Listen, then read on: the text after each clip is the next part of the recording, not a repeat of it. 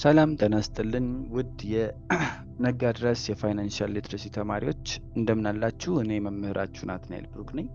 ነው በሌክቸር 3 የመጀመሪያ ክፍል ላይ ስለ ሎንግ እና ሾርት እሳቤዎች እንዲሁም ደግሞ ስለ እንስሳቶቹ የቡልና የቢር እሳቤዎች ሳይኮሎጂያቸው በዚህ ገበያ ውስጥ ምን እንደሆነ እንዲሁም ከነዚህ እንስሳዎች ስነ ልቦናዊ መዋቅር በመነሳት ደግሞ ትሬደሮች ከሚያሳዩቸው ባህሪያት ጋር እንዴት ስም እንደወጣላቸው እንዲሁም ከዛ ባለፈ በመግዛትና በመሸጥ ወይም ሎንግ እና ሾርት የሚሉትን እሳቤዎች በዲቴል ያየንበትን ቪዲዮ የተመለከትንበት ሁነት ነበር። በዚህ የሶስተኛ ሌክቸር ቪዲዮአችን የሁለተኛ ክፍል ቪዲዮ ደግሞ ምናልባት የቢዝነሱን ወጪ የተለያዩ ከቢዝነሱ ጋር የተገናኙ በቢዝነሱን በመስራት ሂደት ውስጥ የምናወጣቸው ወጪዎች፣ ኮሚሽኖች እንዲሁም የተደበቁ ደግሞ የሚባሉ ስዋፕ የሚባል የተደበቀ ወጪም አለ። ስለነዚህ በዲቴል የምናይበትና የምንማማርበት ነው። እንዳጠቃላይ የሌክቸር 3 አራተኛ ክፍል ትምህርት እነሆ እንጀምራለን። እንግዲህ የመጀመሪያ በክፍል 4 የመጀመሪያ እሳቤያችን የቢዝነሱን ወጪ ወይም እነዚህ ቢድ አስክ እንዲሁም ስፕሬድ ተብለው የሚጠሩ እሳቤዎችን ለማንሳት እንሞክራለን። በሁለቱም አቅጣጫ አፕ ወይም ዳውን ማለት ነው ማትረፍ እንደምንችል ያየንበት ሁነት ነበረ ከሌሎች መስኮች በተለየ ሁኔታ። አሁን ደግሞ ስለ ወጪዎቻችን ወይም ስለ ኮስታችን እናወራለን። እንደጀማሪ እነዚህን ጉዳዮች ማወቅ ስላለባችሁ እንግዲህ እዚህ ዓለም በነፃ የሚገኝ ነገር የለም። there is no free lunch የሚባል ነገር የለም። በተቻለ ነገራቶችን አገልግሎት ለማግኘት የሆነ ቫልዩ ለማግኘት የሆነ ቫልዩአችንን ከኛ ላይ ሳክሪፋይስ ማድረግ ይኖርብናል ይመስለኛል። ስለዚህ ፎሬክስ ነፃ አይደለም። ብዙዎቻችን በነፃ የሚመስለን ስላለን ማለት ነው። ትምህርቱን በነፃ ስላገኘን ኢቭን ትምህርቱን በነፃ አይደለም honestly speaking you might be the luckiest people in the world እንጂ በመላው ዓለም ላይ እየዞራችሁ ብታዩ ሙሉ ዌብሳይቶቹ ላይ ብታዩ የሚከፈልበት ገንዘብም ከፍተኛ ነው። ሶ እንዳጠቃላይ ፎሬክስን መማርም ብቻ ሳይሆን ማድረጉም ዞሮ ደግሞ መስራቱም ራሱን የቻለ ወጪዎች አሉት ማለት ነው። 3 ዋጋዎችን ማወቅ ይኖርባቸዋል። እንደ አንድ የፎሬክስ ትሬደር እንደ ቢግነር 3 ዋነኛ የሚባሉ በዚህ የፎሬክስ ዓለም ውስጥ የምናወጣቸው በመገበያየት ሂደት ውስጥ የምናወጣቸው ዋጋዎች አሉ። አንደኛው ቢድ የምንለው የመሸጫ ዋጋ ነው። የመሸጫ ዋጋ ይሄ ማርኬቱ ከኛ ላይ ለመግዛት ፈቃደኛ የሆነበት ዋጋ ነው። ስለዚህ እኛ ሴል ማለት የምናደርገው አንድ ነገር የምንሸጠው ዋጋ የዚህ ቢድ ፕራይስ የተሰኘ ዋጋ ነው ማለት ነው። ምናልባት ቻርቱ ላይ እሱን ትምህርት ስንጀምር የምትመለከቱት ይሆናል። በሁለተኝነት የዚህ የአስክ ፕራይስ ደግሞ አለ። አስክ ፕራይስ ደግሞ የሚባለው ወይም የመግዣ ዋጋ የሚባለው ደግሞ እንዳጠቃላይ ይሄኛው ማርኬቱ ለኛ ለመሸጥ የሚጠይቀው ዋጋ ነው። ማርኬቱ ሲባል ኢትስ ናት የሆነ ግለሰብ አይደለም። ባይዘው ባለፈውም ተናግሬያቸዋለሁ። በማርኬት ውስጥ የሚሳተፉትን አጠቃላይ ተሳታፊዎች ነው ማርኬቱ ብለን የምንጠራው። ስለዚህ የሆነ ዋጋ ወርቅ አሁን ላይ ያለበትን ዋጋ ዝቅ አድርጎ መሸጥ የሚፈልግ ሰውዬ ምን ያደርጋል? እዛ አስክ ፕራይስ ላይ ያስቀምጣል። ሄዝ አስኪንግ a price for us እንድንገዛው የሆነ የገበያ ዋጋን እየጠየቀን ነው። ስለዚህ ለኛ ያ ሰውዬ ለመሸጥ ያስቀመጠው ወይም የሚጠይቀን ዋጋ አስክ ፕራይስ ይባላል። ወይም ደግሞ እኛ ባይ የምናደርግበት ዋጋ የዚህኛው የአስክ ፕራይስ ላይ ሄደን ነው ማለት ነው። ከዛ ስፕሪድ የሚባለውን እሳቤ ደግሞ እናገኛለን ሶስተኛው which is ይሄ ደግሞ ልዩነቱ ነው which is ትክክለኛ እውነታው የምታገኙት የትኛውንም ከረንሲ ኮቱን ካያችሁ ከረንሲ ኮቱን ካያችሁ ለምሳሌ ዩሮ ዩኤስዲ ከሆነ ዩሮ ዩኤስዲ ላይ ቢዱ 1.10000 ይላል።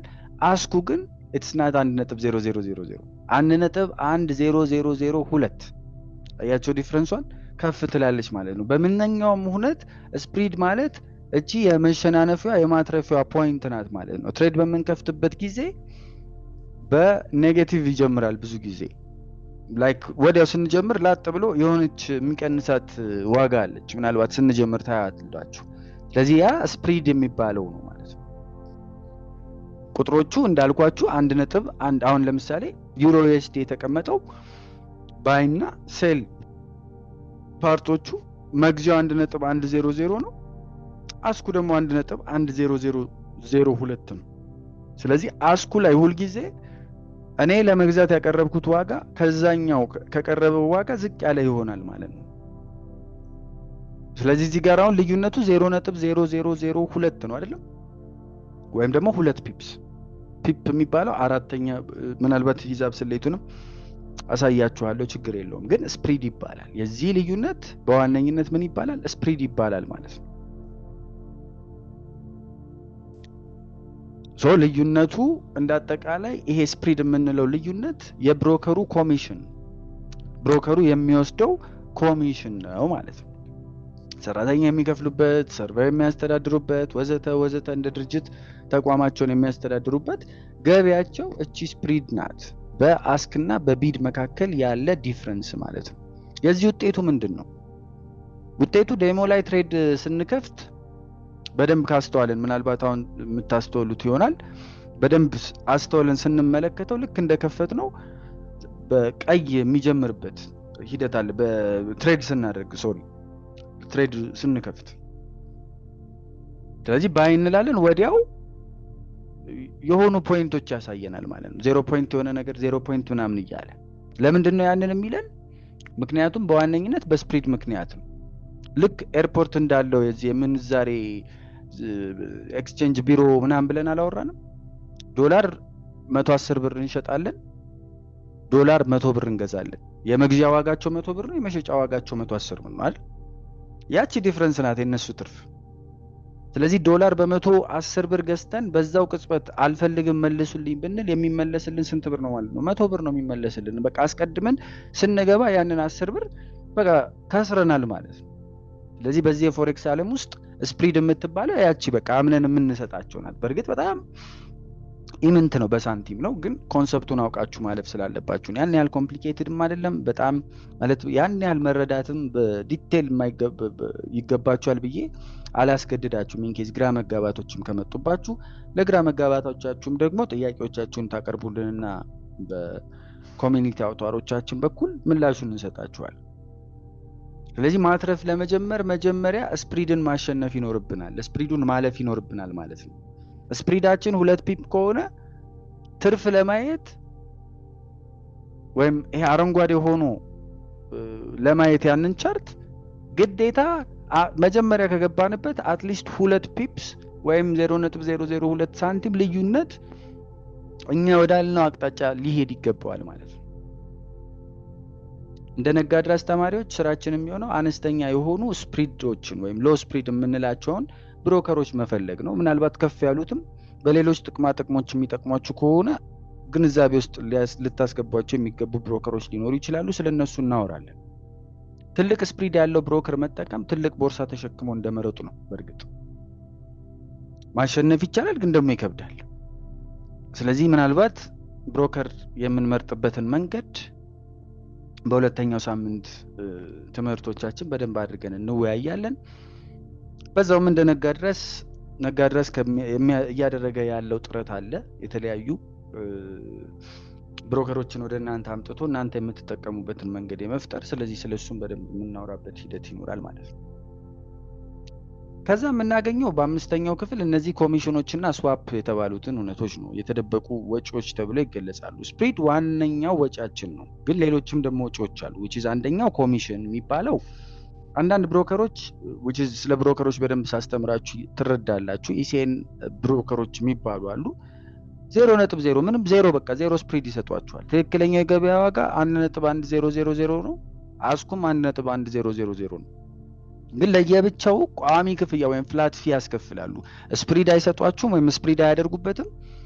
ግን ደግሞ ፍላት ፊ ለብቻው ለምሳሌ በአንድ ሎት ሳይዝ ምናምንም እነግራችኋለሁ። የሆነ ያህል ገንዘብ ትሬድ ካደረጋችሁ ለዛ መጠን ይሄን ያህል ለምሳሌ $7 $10 ኮሚሽን ትከፍላለህ ይሏችኋል። ይሄ በተለይ ለፕሮፌሽናል ትሬደሮች የሚመረጥ ነው። ምክንያቱም ወጪው የታወቀ ስለሆነ ማለት ነው። ለኛ ግን ለጊዜው ያን ያህል አስፈላጊ አይሆንም። ከዛ ስዋፕ የሚባለው ምናልባት ሙስሊሞች ተማሪዎቼ እዚህ ጋር ጥንቃቄ ልታደርጉበት የሚገባው ግዴታ ስዋፕ ፍሪ የሆነ አካውንት ሊኖራችሁ ይገባል። ስዋፕ የሚባለው የማታ ክፍያ ነው። ብዙ ጀማሪዎችን የሚያስደነግጠው ይሄ ነው። ፎሬክስ 24 ሰዓት ገበያ ቢሆንም ባንኮች በየቀኑ 11 ሰዓት በኒውዮርክ 11 ሰዓት ሲሆን የኒውዮርክ 11 ሰዓት ሲሆን ሂሳብ ይዘጋሉ። ስለዚህ ይዘጋል። ነገ ጠዋት ነው የሚከፍቱት። ኒውዮርክ ታይም፣ ለንደን ታይም ምናምን ሲባል ምናልባት እንደ አዲስ ሰምታችሁ ሊሆን ይችላል። ይሄ ማለት ኒውዮርክ ታይም የሚባለው የኒውዮርክ ባንኮች የሚከፈቱበት ሰዓት ነው። ለንደን ታይም የሚባለው የለንደን ባንኮች የሚከፈቱበት ሰዓት ነው ወዘተ። ይዘጋሉ፣ ይከፍታሉ። ሲዘጉ የስራ ሰዓታቸውን ሲዘጉ ኮምፕሊትሊ በቃ ሙሉ ሂሳባቸውን ዘግተው ነው የሚወጡት። ጠዋት ነው የሚከፈተው። ስለዚህ ከዚህ ሰዓት በላይ ትሬድ ይዘን ከቆየን ኦቨርናይት ማለት ነው ኒውዮርኩ ሲዘጋ እኛ ፖዚሽኑን ይዘን የምንቆይ ከሆነ ወይ ወለድ እንከፍላለን ወይም ወለድ እናገኛለን። ይሄን በደንብ ልታስቡበት የሚገባ ጉዳይ ነው። ለምንድን ነው የምናገኘው ወይም ለምንድን ነው የምንከፍለው ካለን፣ ምክንያቱም ቅድም እንዳልኩት አንዱን ገንዘብ ለመግዛት ሌላኛውን ምን እያለን ነው? እየተበደርን ነው። እነዚህ ባንኮች ናቸው። ኦብቪየስሊ ብሮከሮቹ ባንኮች በሏቸው። ስለዚህ እያንዳንዱ ገንዘብ በዛ ሀገር ባንክ የተወሰነ የወለድ መጠን ወይም ኢንትረስት ሬት አለው ማለት ነው አይደለም? ሁሉም የኢትዮጵያ ብርም የትኛውም። ስለዚህ ከባንኩ ወስደ ባንኩ የስራ ሰዓቱን ከዘጋ እስከ ጠዋት ድረስ የሚኖር የወለድ ክፍያ ይኖርብሃል ወይም ይከፈልሃል። ስለዚህ ወለዱ ከፍተኛ የሆነን ላይክ ዩኤስዲ ምናምን የሆኑ ገንዘቦችን ገዝተን ወለዱ ዝቅተኛ የሆነ ላይክ እንደ JPY ወይም የጃፓኒዝ የን ከሸጠን ብሮከሩ ለኛ ወለድ ይከፍለናል። ይሄ ፖዚቲቭ ስዋፕ ይባላል። ክፍያ እናገኝበታለን፣ በዛውም እናጣበታለን። በርግጥ ተቃራኒውን ካደረግን ደግሞ ባይዊ ዝቅተኛ ወለድ የሆነውን ከገዛንና ከፍተኛ ወለድ ያለውን እንደ USD የመሳሰሉ ከረንሲዎች ከሸጥን ደግሞ ኦብቪየስሊ ለብሮከሩ እንከፍላለን። ይሄ ኔጌቲቭ ስዋፕ ይባላል። ብዙ ጊዜ ለዴይ ትሬደሮች ወይም ቀን ገብተው በዛው ቀን ለሚወጡ ስዋፕ አያሳስባቸውም። ነገር ግን ለስዊንግ ትሬደሮች ወይም ደግሞ በቀናት ልዩነት ትሬድ ለሚያደርጉ ዛሬ ገብቼ 3 ቀን 4 ቀን በኋላ ለምሸጠው እሱን እይታችንን ምናምን እንረዳዋለን። እንዳልኳችሁ አሁንም ማወራው ለየትኛውም የፎሬክስ አዲስ ተማሪ ግራ አጋቢ ሊሆን ይችላል። መጀመሪያ ላይ በዚህ መንገድ ስለሆነ መረዳት ያለባችሁ። ግን አሁን ቀጣይ ላይ ያሉትን ትምህርቶች ስትማሩ ዛሬ ያልኩት በደንብ በቃ በርቶ ይነበብላችኋል፣ በርቶ ይገለጽላችኋል ባይዘው። ስለዚህ ስዊንግ ትሬደሮች ለቀናት ስለሚቆዩ ስዋፕ ክፍያው ወይም የስዋፕ ወለዱ ትርፋችንን ሊበላ ይችላል ማለት ነው። ስለዚህ መጠንቀቅ ይኖርብናል። አንድ ሁለተኛ ከእምነታችንም ጋር ተጻራሪ የሚሆንብን ልጆች ደግሞ መጠንቀቅ ይኖርብናል። የበለጠ እዚህ ላይ ልታነቡበት ይገባል ማለት ነው። እንግዲህ ወደ ሌክቸር 3 የመጨረሻ ክፍል ስንመጣ ትርፋችንን እንዴት እንደምናሰላ ሂሳቡን የመስራት ስራ ነው። ስለዚህ በመጨረሻ ትርፍ እንዴት እንደሚሰላ ሰርተን እናጠቃላለን። በፎሬክስ ትርፍ የሚለካው በዶላር መጠን አይደለም። በምንድነው? በፐርሰንት ለውጥና በሌቨሬጅ ነው። ስለዚህ አንድ አክሲዮን ላይ አሁን ስቶክ ማርኬት ላይ የካምፓኒዎችን አክሲዮን በመግዛት አክሲዮኑ 10% ከጨመረ 10% እናተርፋለን። 10% ከከሰረ 10% ከገንዘባችን ላይ እንከስራለን። በፎሬክስ ግን ገንዘቦች በቀን 10% ምናምን እንቅስቃሴ አያሳዩ። ምናልባት ይሄንን ለማሳየት ያህል በቻርታችን እንመልከተውና ይሄ የአንድ ቀን ቻርት ነው which is አንዷ ካንድል የምታሳየን የ24 ሰዓት ልዩነት ነው። ስለዚህ እንደው በዚህ ጊዜ ውስጥ ምን ያህል ገንዘብ ተንቀሳቅሷል የሚለውን ለመመልከት ከዚህ እስከዚህ የነበረው ልዩነት ማለት ነው እስከ ጫፉ በዛ ቀን ውስጥ 1.19 እንግዲህ እንደምትመለከቱት ከዚህ አካባቢ ካሉት ትልቅ ካንድል ይሄ ነው። በጣም ትልቅ ልዩነትን ያሳያል። ይሄ 1.1% ብቻ ነው የተንቀሳቀሰው። እንግዲህ ይሄንን የሚያክል ግዙፍ እንቅስቃሴ ራሱ 1% ነው። ምናልባት ይሄ እኮ ምን እንደማለት ነው 10% ማለት ሜቢ በጣም ግዙፍ የሆነ አካሄድ ሊሄድ ይገባዋል ማለት ነው። እዚህ ጋር እንደምትመለከቱት ቢያንስ እስከዚህ ድረስ ያው 10% ማለት ይሄ ነው። በአንድ ቀን ይሄንን ያክል ጉዞ ሊያደርግ አይችልም በትሬድ በእንትና መንገድ።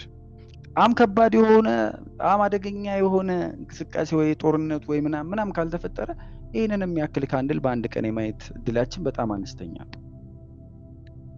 ልክ እንደ ስቶኩ ይሄ ተደላድለን ምናምን ይሄን ያህል ፐርሰንት እንትናለ ምንለው አይደለም። ወይ እንደ ፎሬክስ ብዙ ጊዜ የሚንቀሳቀሱ 0.5% ወይ 1% ወይ 1.5% በቃ ይሄ ከተባለው 2% ሊሆን ይችላል። ይሄ ትንሽ እንዴት ነው ስናየው ትንሽ ሊመስል ይችላል። ባይዘው ወይ ትንሽ ሆኖ አይደለም ፐርሰንቱ ነው እንጂ ትንሽ እንዳጠቃላይ ትንሽ አይደለም። በዛው ልክ ግን ይሄንን ታዲያ እየሰራን እንዴት ነው ትልቅ የምንሆነው ካላችሁኝ፣ ይሄ አሁንም ደግሞ አለው ለሙስሊም እህት ወንድሞቼ ሐራም ተደርጎ የሚቀመጥ ነው። ሌቨሬጅ ማለት ብድር ነው። አሁንም ማወራው በሌቨሬጅ ምክንያት ምናልባት ሙሉ የተሟላ ቪዲዮ የኔክስት ቪዲዮ ስለዚህ የሚያካትት ስለሆነ ያንን በደንብ አተኩራችሁ እዩት። ከዚህ ውጪ ነው ትሬድ ማድረግ የምትችሉት ከእምነታችሁ አንግል።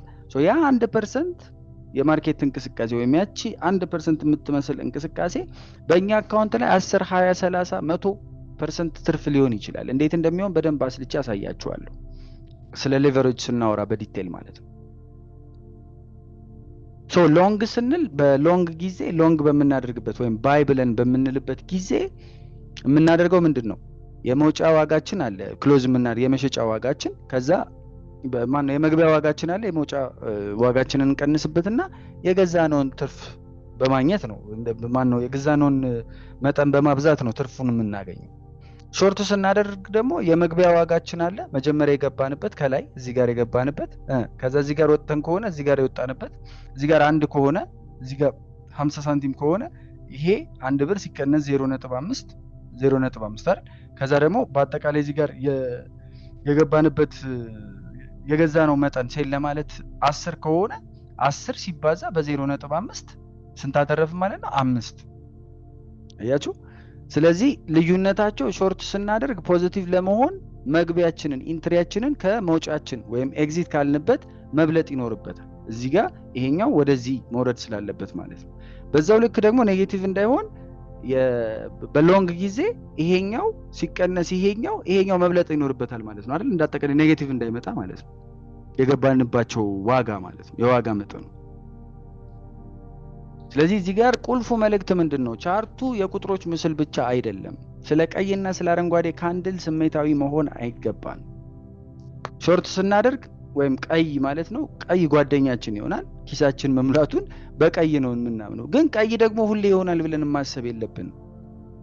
ልዩነቶቹን መረዳት ይኖርብናል። ምኑ ጋር ነው ሊታጠፍ ያሰበው፣ ምኑ ጋር ነው የሚታጠፈው፣ ምን አይነት የካንድል ባህሪዎችን ምን አይነት የቻርት ባህሪዎችን ሲያሳይ ነው የሚለውን ፈርዘር በሁለተኛ በሶስተኛ በአራተኛ ክፍል ትምህርቶቻችሁ በደንብ ታዩታላችሁ።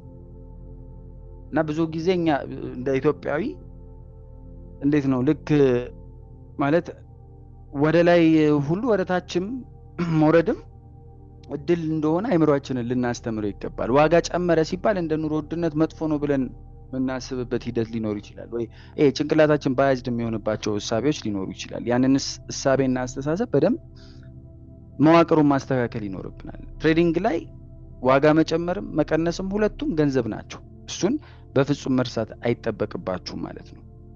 ቀስ በቀስ ማዕበሉን የምንገነባበትን እውነት እንፈጥራለን። እርግጠኛ ነኝ በተለይ ስለ ሌቨሬጅ እና አጠቃላይ አካሄዶች እንዲሁም ደግሞ ዛሬ ስለተነጋገርናቸው የስፕሪድ የሎት የወዘተ ላይቭም ላይ በመገናኘት ልናወራባቸው የምንችላቸው ሁኔታዎች ይኖራሉ። በዋነኝነት ግን አሁን ስፔሻሊ በዚህ ሁለት ቪዲዮዎች በሶስተኛው ሌክቸር ቪዲዮዎች አማካኝነት ግራ ልትጋቡ እንደምትችሉ አውቃለሁ። እኔም ግራ ስለተጋባው ሌሎች ያስተማርኳቸውም ልጆች ለመጀመሪያ ጊዜ ሲሰሙት ግራ ስለተጋቡት፣ ግን እመኑኝ ቀጣይ ቪዲዮዎችን ስናይ ቀጣይ ሐሳቦችን ቀጣይ አስተምህሮቶችን ስንጨምር በእርግጠኝነት ጥሩ ነገር ታገኙበታላችሁ ብዬ አስባለሁ። እንደአጠቃላይ ለነዚህ ሁለት ቪዲዮዎች ዕለታዊ ቪዲዮዎች ሆምወርክ የሚሆነውን እሳቤ ልስጣችሁ። ሆምወርካችሁ 3 ጥያቄዎችን ሰጣችኋለሁ። ስለዚህ የመጀመሪያው ቀን 3ቱን ምሰሶች ጨርሰናል ማለት ነው። ባይ ዊች ፎሬክስ ምንድነው? ማን ይነግዳል ወይም ሻርኮቹ እነማን ናቸው?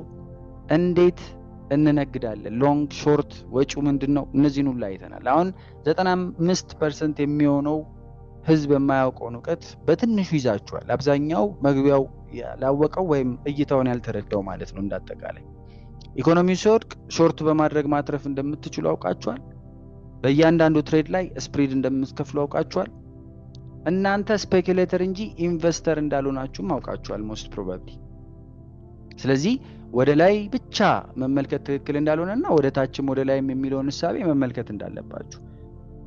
ስለዚህ በዚህ ሂደት ጠንካራ መሰረት ወይም ሃርድ ፋውንዴሽን እየመሰረታችሁ እየገነባችሁ እንደሆነ ተስፋ አለኝ።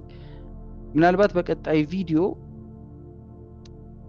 በተቻለ ቪዲዮን ከመልቀቄ በፊት በእነዚህ አሁን በለቀኩላችሁ ሁለት ቪዲዮዎች ላይ በደንብ አድርጋችሁ መልሳችሁ ለመከለስ ኢንተርኔትን ተጠቅማችሁ የበለጠ ሌሎች ዕውቀቶችን ለማግኘት የሰጣችሁን የመማሪያ መጽሐፍ በማንበብ የበለጠ ለመረዳት ሞክሩ። በቀጣይ ከሂሳብ ጋር በደንብ የምንዘውርበት ክላስ ነው የሚሆነው። በተለይ ስለ ፒፕ፣ ስለ ፖይንት፣ ስለ ሎት፣ ስለ ሌቨሬጅ በዋነኝነት የምናወራው በዛ ማዕቀፍ ውስጥ በዛ ቪዲዮ ውስጥ ይሆናል። ሂሳብ የምትጠሉ እንዳትፈሩ፣ ቀላል ለማድረግ ሞክራለሁ። ግን ደግሞ መቅጠር ካልቻላችሁ መነገድ እንደማትችሉም በማሰብ እንዴትም ራሳችሁን ዴቨሎፕ ማድረግ ይኖርባችኋል ብዬ አስባለሁ ማለት ነው። ስለዚህ የዛሬው ጥያቄ የዩሮ ዩኤስዲን ሁነት ትከፍቱና በዚህ ሁነት ውስጥ ዩሮ ዩኤስዲ እንዳጠቃላይ የመግዣና የመሸጫ ይኸው እዚህ ጋር እንኳን በመታዩት ኢሜጅ ላይ ፊት ለፊት ይታያል። የቱ ጋር ነው የሚለውን አልመልስላችሁም፣ ግን ፊት ለፊት ይታያል። የመግዣና የመሸጫ ወይም ደግሞ የዚህ የቢድና የአስክ ዋጋዎችን ትለያላችሁ። አንደኛው ጥያቄ እሱ ነው። ሁለተኛ የዚህ የቢድና የአስክን ዋጋዎች ከለያችሁ በኋላ ደግሞ ታቀናንሷቸውና ስፕሪዱ ስንት እንደሆነ ትጽፋላችሁ። ሁለተኛ ጥያቄ። ስለዚህ እንዳጠቃላይ እነዚህን ሁለት መሰረታዊ ሁነቶች ትለዩልኛላችሁ። ከዛ በተረፈ በተቻለ የስፕሪድን ትርጉም በተግባር እንድታዩትም ጭምር ይረዳችኋል። ምናልባት ግን ያወዛገባችሁ ኢንኬዝ በተወሰነ መልኩ ግራ ያጋባችሁ ጉዳይ ካለ ጥያቄዎቻችሁን ማቅረብ እንዳትረሱ። ከጥያቄዎቻችሁም ግን ባለፈ ሌሎች ነገሮችን በጭማሪነት ለማየት ለመመልከት ራስን ለማጎልበት መሞከራችሁን መርሳት እንደሌለባችሁ ማስታወስ አለባችሁ። እኔ መምህራችሁ ናትናኤል ብሩክ ነኝ። እናንተ የነጋድራስ ፈርጥ ተማሪዎች ናችሁ። ዲሲፕሊን ያላችሁ ጠንካራ ወጣቶች እንደሆናችሁ አምናለሁ። መልካም ጊዜና የታታሪነት ዘመንን እየተመኘሁላችሁ የዛሬውን ቪዲዮዬን በዚህ አጠናቅቃለሁ። በቀጣይ ቪዲዮዬ በተለይ ቅድም እንዳልኳችሁ ስለ ፒፕስ፣ ስለ ሎትስ፣ ስለ ሌቨሬጅ እንዲሁም እንደአጠቃላይ የዚህን የሂሳባዊ የፎሬክስ ዓለም ሂሳባዊ ሁነቶች የምንረዳበትን መድረክ ደግሞ እንማማርበታለን። ለዛሬው በያላችሁበት መልካም ጊዜና ሰላማችሁ ይብዛ በማለት ትምህርቱን ለማጠናቀቅ ወደድኩ። ሰላም።